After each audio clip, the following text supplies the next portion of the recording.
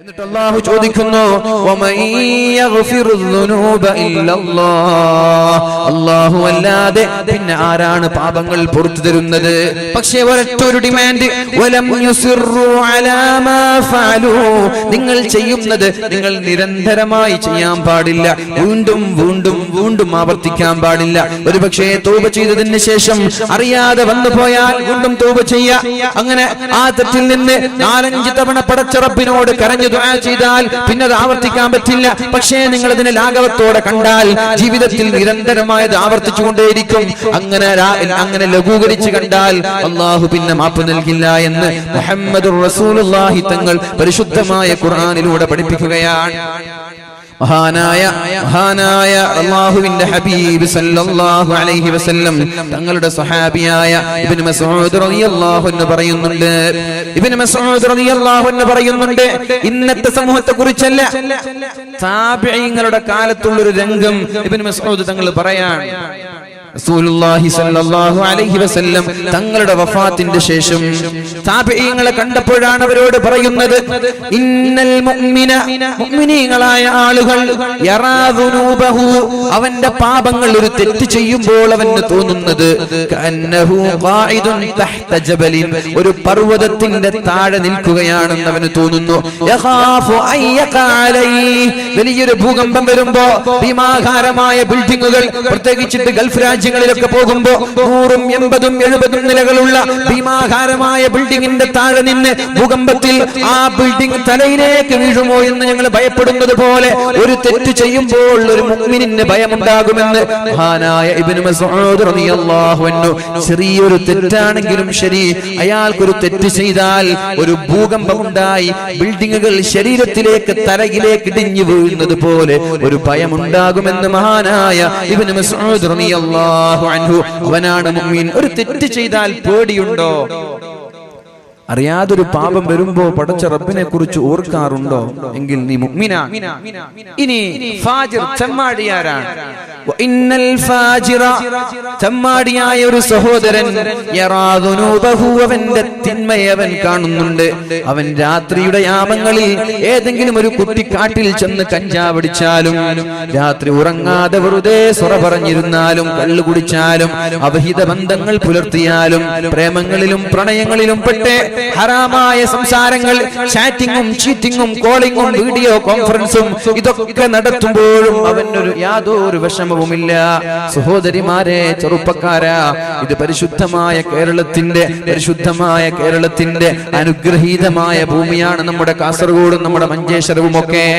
നമ്മുടെ കാസർഗോഡും മഞ്ചേശ്വരം ഏകദേശം എല്ലാ ആളുകൾക്കും പ്രസിദ്ധമായ സ്ഥലമാണ്. കാരണം എന്താ പറയാ, മഞ്ചേശ്വരം മുതൽ അങ്ങ് തിരുവനന്തപുരത്ത് ഒരു സ്ഥലമുണ്ട്, അതുവരെ എന്നാ പറയാ. അപ്പൊ മഞ്ചേശ്വരം എന്ന് പറഞ്ഞ ഏത് ജില്ലക്കാർക്കും അറിയാം, കാരണം ഇത് കേരളത്തിന്റെ എൻഡാണ്. അപ്പൊ ഈ ഒരു എൻഡിൽ, ഈ ഒരു പവിത്രമായ സ്ഥലത്ത് ജീവിക്കുന്ന നമ്മൾ ഒന്ന് മനസ്സിൽ കരുതുക, ഞാൻ നിരന്തരമായി തെറ്റ് ചെയ്യുമ്പോ എനിക്ക് ഇങ്ങനെ ഒരു പേടി വരാറുണ്ട്. പഠിച്ചോനെ, രാത്രി മുഴുവനും ഞാൻ ഉറങ്ങാറില്ല, രാത്രി മുഴുവനും ഞാൻ കളിക്കാറാണ്, രാത്രി മുഴുവനും ഞാൻ ചാറ്റ് ചെയ്യാറാണ്, രാത്രി മുഴുവനും ഞാൻ തഹജ്ജുദിനൊക്കെ എണീക്കാനെന്ന് പറഞ്ഞ് ഫോൺ വാങ്ങിച്ച് എന്റെ കാമുകനോടും കാമുകിമാരോടൊക്കെ സംസാരിക്കുകയാണ്. ഇതൊക്കെയാണല്ലോ ഇന്ന് നമ്മൾ നേരിടുന്ന വലിയ വെല്ലുവിളികൾ. അവിഹിത ബന്ധങ്ങൾ, മയക്കുമരുന്നുകൾ, മാതാപിതാക്കളോട് ബഹുമാനമില്ലായ്മ, അധ്യാപകരോട് ബഹുമാനമില്ലായ്മ, നാട്ടിൽ ഒരു മുസ്ലിമിനെ പോലെ നടക്കാൻ പറ്റാതിരിക്കുക. ലോകത്ത് മനുഷ്യരൊക്കെ ഒരുപാട് വികസനങ്ങൾ ഉണ്ടായി. പറവകളെ പോലെ പാറി കളിക്കുവാനും മത്സ്യങ്ങളെ പോലെ നീന്തി കളിക്കുവാനും മനുഷ്യന് സാധിക്കുന്നുവെങ്കിൽ, പക്ഷേ ഒരു മനുഷ്യനെ പോലെ മാന്യമായി നടക്കാൻ ഇന്ന് അറിയുന്നില്ല എന്നൊരു ബുദ്ധിജീവി പറഞ്ഞ വാക്ക് ഞാൻ ഓർത്തുപോവാണ്.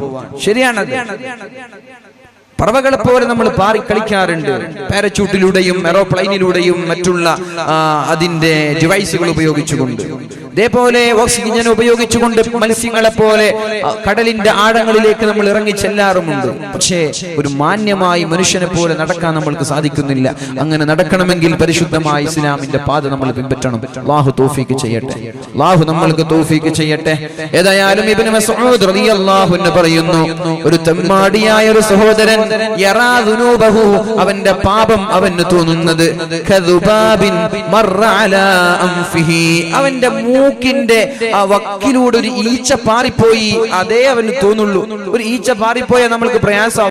തലങ്ങളിൽ നിന്നൊരു പെണ്ണ് പാടുന്ന പാട്ട് കേട്ടത്, ഹൽ മിൻ സബീലിൻ ഇലാ ഖംറിൻ ഫഅശ്റബുഹാ ഫഅശ്റബഹാ ഔ മിൻ സബീലിൻ ഇലാ നസ്റുബ്നി ഹജ്ജാജി. ഒരു പെണ്ണ് വീടിന്റെ അകത്തളങ്ങളിൽ നിന്ന് പാട്ട് പാടുകയാണ് രാത്രി ഉറങ്ങാൻ കിടക്കുമ്പോ. ഹൽ മിൻ സബീലിൻ ഇലാ ഖംറിൻ ഫഅശ്റബഹാ.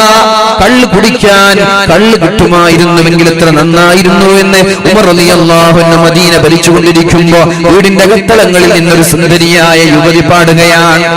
21-ാം നൂറ്റാണ്ടിലുള്ള ചെറുപ്പക്കാരന്റെയോ ചെറുപ്പക്കാരിയുടെയോ കവിതകളോ പാട്ടുകളോ അല്ല. 14 നൂറ്റാണ്ടുകൾക്ക് മുമ്പ് അല്ലാഹുവിന്റെ ഹബീബിന്റെ ഉമർ തങ്ങൾ ലോകം ഭരിക്കുന്ന സമയത്താണ് പാടുന്നത്. ഹൽ മിൻ സബീലിൻ ഇലാ ഖംറിൻ ഫഅശ്റബഹാ. കള്ള് കുടിക്കാൻ കള്ള് കിട്ടിയിരുന്നുവെങ്കിൽ എത്ര നന്നായിരുന്നു എന്ന്. ഔ മിൻ സബീലിൻ ഇലാ നസ്റുബ്നി ഹജ്ജാജി.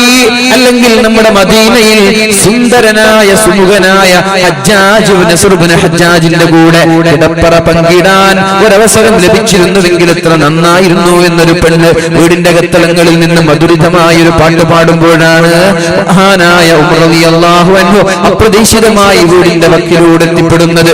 ഉടനെ ഉമർ തങ്ങൾ എന്ത് ചെയ്തു നോക്കണം, ഒരു തെറ്റ് സംഭവിച്ചിട്ടില്ല, സംഭവിക്കുമോ എന്ന് ഭയന്ന് മഹാനായ ഉമർ ഇബ്നുൽ ഖത്താബ് റളിയല്ലാഹു അൻഹു നേരെ ചെല്ലുന്നത് പള്ളിയിലേക്കാണ്.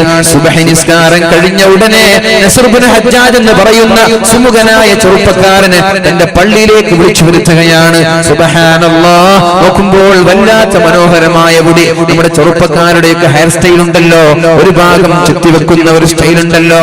തലയുടെ 3 ഭാഗങ്ങൾ ചെത്തിവെച്ച് മുൻഭാഗങ്ങളിൽ മാത്രം അല്പം നീട്ടിവെച്ച് അത് തന്നെ നെറ്റിയിലേക്ക് വളച്ചിട്ട് ഹറാമായ രീതിയിൽ മുടിവെട്ടുന്ന ചെറുപ്പക്കാരാ. അലം യഅ്നിൽ ലദീന ആമനൂ അൻ തഖ്ശഅ ഖുലൂബുഹും ലിദിക്രില്ലാഹ് വമാ നസല മിനൽ ഹഖ്. പരിശുദ്ധമായ ഖുർആനിന്റെ താക്കീത് കേട്ട് നന്നാവാനുള്ള സമയമായിട്ടില്ലേ? പരിശുദ്ധമായ റമളാൻ ഒന്നിന് പിറകെ ഒന്നായി കടന്നു വന്നു, എന്നിട്ടും നിനക്ക് നന്നാവാനുള്ള സമയമായിട്ടില്ലേ? അലം യഅ്നിൽ ലദീന ആമനൂ. ആരെയാണ് നീ പിൻപറ്റുന്നത്? ആരുടെ മാതൃകയാണ് നീ ഫോളോ ചെയ്യുന്നത്? ആരാണ് അങ്ങനെ ഒരു ഹെയർ സ്റ്റൈൽ നമ്മൾക്ക് പഠിപ്പിച്ചു തന്നത്? ഉമ്മമാരെ, ഇങ്ങനെയും വിരുദ്ധമായ വൃത്തികെട്ട രീതിയിൽ ഹെയർ സ്റ്റൈൽ കട്ട് ചെയ്തുകൊണ്ട് വീട്ടിലേക്ക് കയറി വരുന്ന മക്കളെ നമ്മൾ 2 കൈയും നീട്ടി സ്വീകരിക്കാറുണ്ടല്ലോ. എവിടെന്നാണ് നിങ്ങൾക്ക് അതിനുള്ള സമ്മതം ആരാണ് തന്നത്? സ്വന്തം മക്കൾ വിരുദ്ധമായ രീതിയിൽ ഹെയർ സ്റ്റൈലുമായിട്ട് അമുസ്ലിമീങ്ങൾ ഇങ്ങനെ ചെയ്യാറില്ലല്ലോ. മുസ്ലിമീങ്ങൾക്ക് മാത്രമാണല്ലോ ഇങ്ങനെ ഒരു വൃത്തികെട്ട സ്വഭാവം കാണുന്നത്. അമുസ്ലിമീങ്ങളൊക്കെ എന്തൊരു വൃത്തിയായിട്ടാണ് തലയൊക്കെ വെട്ടിവെക്കുന്നത്. ഏതോ പാശ്ചാത്യന്റെ ചിഞ്ഞാറുന്ന സംസ്കാരങ്ങൾ, ഏതോ ജൂതന്മാരുടെ ഇംഗ്ലീഷ് സിനിമകളിൽ കാണുന്നത് നമ്മൾ ഇങ്ങോട്ട് ഫോളോ ചെയ്യുകയോ? നിങ്ങൾക്ക് മുമ്പുള്ള ആ സമൂഹത്തിന്റെ വിരോധാഭാസങ്ങളെ, തോന്നിവാസങ്ങളെ നിങ്ങൾ പിന്തുടരാൻ തുടങ്ങിയാൽ നിങ്ങൾക്ക് നാശമുണ്ട് എന്ന് മുഹമ്മദുർ റസൂലുള്ളാഹ്. അതുകൊണ്ട് ചെറുപ്പക്കാരാ, അങ്ങനെയുള്ള തലകൾ ഞാൻ നിങ്ങളെ കുറ്റപ്പെടുത്തുന്നില്ല. ഇനിയെങ്കിലും നമ്മൾക്ക് ബോധം വേണം. ഇനിയും അങ്ങനെ ഒരു സ്റ്റൈലിൽ നമ്മൾ തലവെട്ടരുതേ. മാന്യമായ രീതിയിൽ ആളുകളെ വെറുപ്പിക്കാതെ നല്ല അച്ചടക്കത്തോടെ ജീവിക്കാൻ ശ്രമിക്കണം. അതാണ് ഖുർആൻ ചോദിക്കുന്നത്. ഇങ്ങനെയൊക്കെ വാലുകൾ നടന്നിട്ട്, ഇങ്ങനെയൊക്കെ റമളാനുകൾ വന്നിട്ട് നമ്മൾക്ക് അല്ലാഹുവിനോട് പറയാൻ പറ്റുമോ? പടച്ചറബേ, എനിക്ക് പഠിപ്പിച്ചു തരാൻ ആളുകൾ ഉണ്ടായിട്ടില്ല എന്ന് പറയാനുള്ളൊരു അവസരം നമ്മൾക്കുണ്ടോ? യൂട്യൂബിൽ ചെന്നാൽ ലക്ഷക്കണക്കിന് വാലുകൾ, വാട്സപ്പിലൂടെ വരുന്നത് വാലുകൾ തന്നെ. എവിടെ നോക്കിയാലും വാലുകൾ. മദ്രസകൾ കൂണുപോലെ വളരുകയാണ്. എവിടെ പോയാലും ഉസ്താദുമാർ, ഖുർആൻ ക്ലാസുകൾ, ഇങ്ങനെ നിരന്തരമായി ഒന്നിന് പിറകെ ഒന്നായി വാലുകൾ നമ്മുടെ വിരൽ തുമ്പിലേക്ക് കടന്നു വരുമ്പോ അല്ലാഹുവിനോട് എനിക്ക് അറിഞ്ഞിട്ടില്ല, ഞാൻ കേട്ടിട്ടില്ല എന്ന് പറയാനുള്ളൊരു അവസരം നമ്മൾക്കില്ല. അതുകൊണ്ട് നന്നാവണേ. ഖുർആൻ ചോദിക്കുന്നത് പോലെ, അലം യഅ്നിൽ ലദീന ആമനൂ. ഓ സത്യവിശ്വാസികളെ, നിങ്ങൾക്ക് നന്നാവാനുള്ള സമയമായിട്ടില്ലേ? നിങ്ങൾക്ക് നന്നാവാനുള്ള സമയമായിട്ടില്ലേ? ഇനി എപ്പോഴാണ് നന്നാവുന്നത് എന്ന് ഖുർആൻ ചോദിക്കുമ്പോ, ബലാ യാ റബ്ബ്, അല്ലാഹുവേ ഞാനിതാ നന്നാവുകയാണല്ലോ, ഞാൻ നന്നാവുകയാണല്ലോ. ഈ പരിശുദ്ധമായ റമളാനിന്റെ ഈ 11ാമത്തെ ദിവസം കൊണ്ട് ഞാൻ നന്നാവുകയാണെന്ന് പറഞ്ഞ് നന്നാവാനുള്ള സന്മനസ് വേണം. അല്ലാഹു നമ്മൾക്ക് തൗഫീഖ് ചെയ്യട്ടെ. ഉമ്മമാരെ, ചെറുപ്പ ചെറുപ്പത്തിൽ തന്നെ ചെറിയ ചെറിയ കുട്ടികളെ നിങ്ങൾ എന്തൊക്കെയോ വൃത്തികേടുള്ള ഹെയർ സ്റ്റൈൽ കൊടുക്കാറുണ്ടല്ലോ, തന്റെ മകനൊന്ന് ഭംഗിയായി കാണട്ടെ എന്ന് പറഞ്ഞിട്ടൊക്കെ ചെറിയ ചെറിയ കുട്ടികളെ വൃത്തികെട്ട രീതിയിൽ നിങ്ങൾ ബാർബർ ഷോപ്പിൽ കൊണ്ടുപോയി മുടി വെട്ടാറുണ്ടല്ലോ. അന്ന് മുതലാണ് ഈ മോശപ്പെട്ട സ്വഭാവം അവർ പഠിക്കുന്നത്. പിന്നെ വലുതാകുമ്പോ നിങ്ങൾക്കതൊരു വൃത്തികേടായി തോന്നി, മക്കളോട് നിങ്ങൾ ഉപദേശിച്ചാൽ അവർ നന്നാവൂല. എന്റെ 4-5 വയസ്സുള്ള സമയത്ത് നിങ്ങളാണ് അവർക്ക് ഇത്രയും മോശമായ രീതിയിലുള്ള ചീഞ്ഞുനാറുന്ന സംസ്കാരം പഠിപ്പിച്ചു കൊടുത്തത്. ആദ്യത്തെ പാളിച്ച വന്നത് നിങ്ങളുടെ ഭാഗത്താണ്. ആ പാളിച്ചകൾ വരാതെ, ആ പ്രശ്നങ്ങൾ വരാതെ, ആ ന്യൂനതകൾ വരാതെ ഇനിയുള്ള ദിവസങ്ങൾ നമ്മൾ ശ്രദ്ധിച്ചേക്കണം. അള്ളാഹു തൗഫീഖ് ചെയ്യട്ടെ. കഴിഞ്ഞു പോയതൊക്കെ അള്ളാഹു നമ്മൾക്ക് മാപ്പ് നൽകട്ടെ. അള്ളാഹുവേ, കഴിഞ്ഞു പോയത് നീ ഞങ്ങൾക്ക് മാപ്പ് നൽകണേ അല്ലാ. അറിയാതെ ചെയ്തു പോയതാണ് റബ്ബേ. ഇനിയുള്ള കാലം തെറ്റ് ചെയ്യാതെ ജീവിക്കാൻ എല്ലാവർക്കും നീ തൗഫീഖ് ചെയ്യണേ അല്ലാ. നമ്മുടെ ചെറുപ്പക്കാരെ സാലിഹീങ്ങളിൽ പെടുത്തണേ അല്ലാ. എല്ലാവിധ മദ്യങ്ങളുടെയും മയക്കുമരുന്നിന്റെയും മാഫിയകളിലോ ലോബികളിലോ പെട്ടുപോയിട്ടുണ്ടെങ്കിൽ അതെല്ലാം വലിച്ചെറിഞ്ഞുകൊണ്ട് പരിശുദ്ധമായ ഇസ്ലാമിന്റെ ആ മഹിതമായ സംസ്കാരത്തിലേക്ക് കടന്നു വരാനും അല്ലാഹുവേ, ഞാൻ ഇതാ റമളാൻ കൊണ്ട് നന്നായിരിക്കുകയാണെന്ന് പറയുവാനും നമ്മുടെ ചെറുപ്പക്കാർക്ക് നീ ഭാഗ്യം നൽകണേ അല്ലാ.